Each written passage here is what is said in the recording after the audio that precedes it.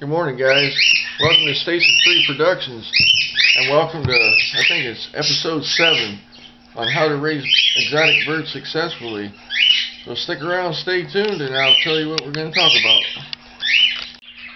Alright, guys. Well, before we get started, I want to thank all of my new subscribers to the channel, and I want to welcome them to the show.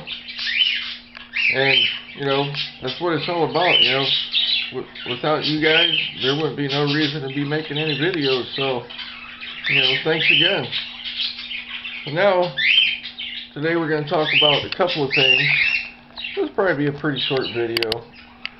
I made this video earlier without hitting the record button, so go figure. Hopefully we'll get it right this time. Anyway, there's a couple of things here this time around. With your parakeets and your cockatiels, when you start getting into the breeding part of it, alright, there's two things that you're going to want to take into consideration.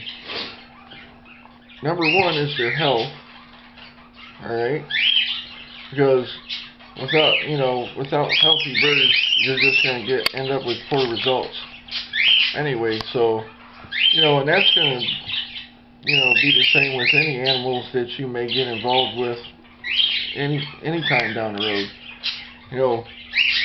Whether it be a bird, a dog, a cat, whatever it is, health is always going to be number one, most important. Alright? And number two is age. You don't want to get into, breeding your birds, when they're too young, because, again, even if they're healthy, if you're breeding them too young, you're going to end up with poor results. Alright, so here, get into this a little bit right here. Alright, now, with my parakeets, okay, now this is probably going to open up a debate, but, it is what it is. Alright, with parakeets, you're going to have them 6 months to a year old, alright?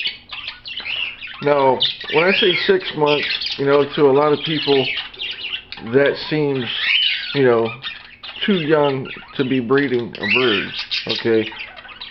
And in most cases that's true, but with parakeets that is not necessarily true, because a 6-month-old parakeet is about the equivalent age of a 1-year-old cockatiel.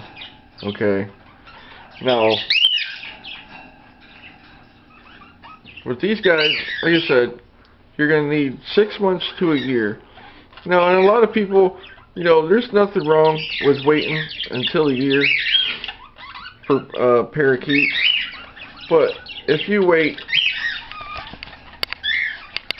decide to wait 2 months longer than that, what's going to happen is you're basically going to end up with old birds, and what most breeders would consider an old bird, and you just don't want to get in, you don't want to get involved in breeding old birds, okay, because again, you're going to end up with poor results for obvious reasons. Now, with the cockatiels, on the other hand, it's a little bit different. You want those to be at least 1 to 3 years old, okay. Now, and again, with cockatiels, you don't want to get 2 months older than 3 years, because, and again, just like with parakeets, you'll end up with poor results, because, much more than 3 years is going to be considered an old bird. So, you got to kind of keep it in between, 1 to 3 years or so. Now, with the males, on the other hand, and this applies to both parakeets and cockatiels, the males, you can let those go for upwards of 5 years. Because, you know, with the females, what happens is, you know, let's just face it, they do most of the work, okay? They lay the eggs, they feed the babies, you know, the whole 9 yards. And all the male does, well, it is what it is. They just make the babies, but that's all they do, you know, and that it is what it is, guys, you know. So 6 months to a year on your cockatiels, and don't wait much longer than a year, just like I said. And then with cockatiels, 1 to 3 years.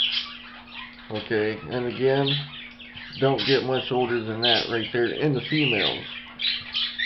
And I know I sound like a broken record, but and upwards to 5 years for the males. Alright, and you know, if you keep it in between those lines right there, you know, you should be pretty good. And I've been doing this for quite a long time, and I've never had any problems, you know, keeping it, you know, within those ages. Now, alright, I'll be right back. Holy, sorry guys, I lost my train of thought there for a minute. But anyway, you know, the next video or two coming up, we'll get into, you know, what to feed them, you know, and how long, you know, to feed them, you know, with fresh fruits and vegetables before you even get into the breeding part. Because, again, you know, this process, there's a whole bunch of steps, you know, and if I skip some steps, you know, I apologize, because there's a lot going on here.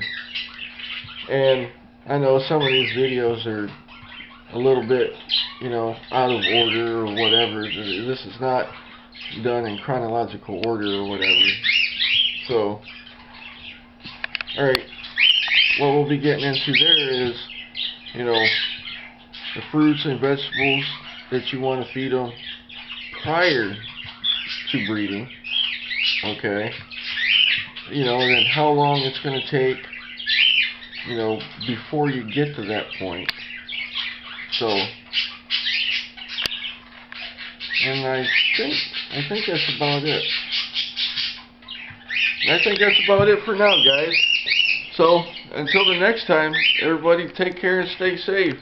And as always, if you guys have any questions or comments, just leave them down below, and I'll be more than happy to answer them. Alright, take care.